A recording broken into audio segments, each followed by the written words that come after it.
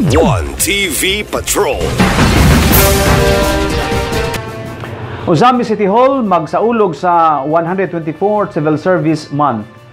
Duyugan sa Asenso Osamis Administration ang usa sa mga makasasayanong aktibidad sa nasod ang pagdumdum sa ika-124 nga kasumaran sa katukuran sa Civil Service System sa nasod sa Septembre.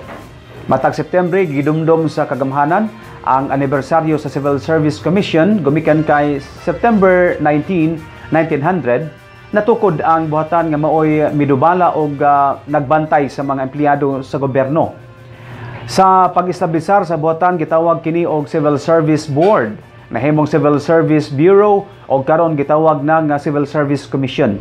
Sa ulahing regular session sa konseho gipahibalo ni Committee on Civil Service Chairperson Councilor Fuentes Cepres nga nahatod na sa buhatan ni Mayor Indy Waminal ang resolusyon nga naghangyo sa mayor sa pagtugot alang sa pagbukas o paghimo sa serye sa mga aktibidad.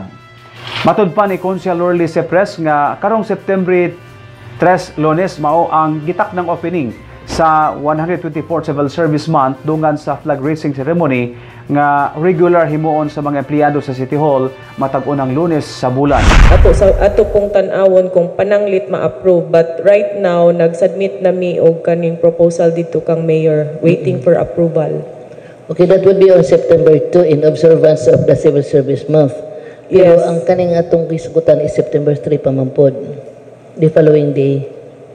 Yes, but Attorney Mars Tapayan suggested that ang ato ang session move on the first Monday, September 2. That is the usual Schedule.